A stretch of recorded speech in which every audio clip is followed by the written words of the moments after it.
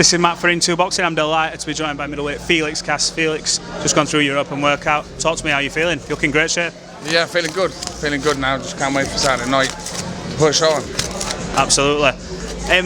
Your opponent is for the WBC international title. It should put you well in the rankings and propel you onto that world level if you get the victory. What do you know about him?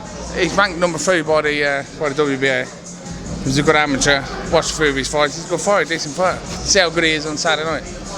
I mean, what do you think happens Saturday night? You know, obviously you've come into this. You look, like I said again, you look in fantastic condition. Do you think you'll be able to go in there and get him out of there? Yeah, I believe I can get him out of there, definitely. But listen, if the shot comes and and he's there, I'll get him out of there. I'll step on the gas and get him out of there. But we'll see what happens on the night.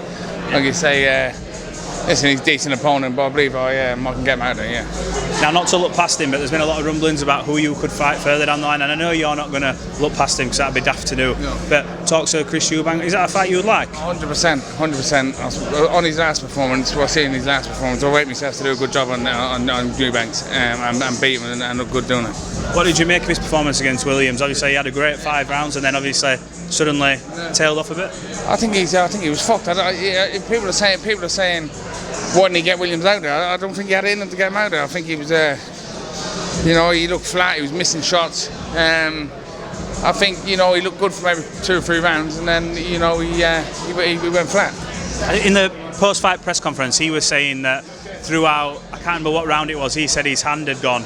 He said his hand had gone and he didn't feel as him, so that's why it went the full distance. But obviously, you don't know, do you? And obviously, you have to have some sort of excuse, but you don't know, do you? He might have hurt his hand. If he did, he hurt his hand. He's hurt his hand. But I didn't like the way he finished that fight. He really should have stepped on the gas and got Williams out there maybe. And he just chased off, and then he started getting it copping for backhands, and he let Liam back into the fight a little bit, and then obviously Liam got dropped again. Well, it wasn't really a drop. He never really got dropped. It was more like never got hit clean, but he went down again. It was a 10-8 round again. What did you think of Liam? Did you think that maybe his punch resistance had just gone a little bit? It seemed like it were a half check hook, half jab the first one. Listen, it didn't even look like a big shot, did it? But it looked like his punch resistance completely gone in that fight, to be honest with you. He was going down with jabs and not even big shots, and he wasn't just going down, off balance. Yeah. You get caught like a flush jab and you're off balance and you go down. He was actually getting back up and he looked hurt, you know what I mean? So he looked like his punch resistance completely gone. If you fight Chris Eubank Jr., obviously you'd fight to that fight next, I'm sure you would. What happens if you fight Chris Eubank Jr.? How do you win? Listen, I reckon, he's a tough man, Eubanks. He's been in with George Groves. There's some big punches, but I'm telling you, I believe I beat him and beat him looking good. I see loads of weaknesses, and I wasn't very impressed. One thing about him is he does seem to have, somewhat of a granite chin. Obviously, he's been in there with Groves and stuff like that. Do you think you'd be able to put your foot on the gas and get the stoppage in that fight if it came to it? We're going on that last fight. If he steps off the gas like that with me, and starts trying to dance around the ring, he's in serious trouble. Absolutely. Now look, not many people call you out for obvious reasons. You seem one of the bogeymen of the division.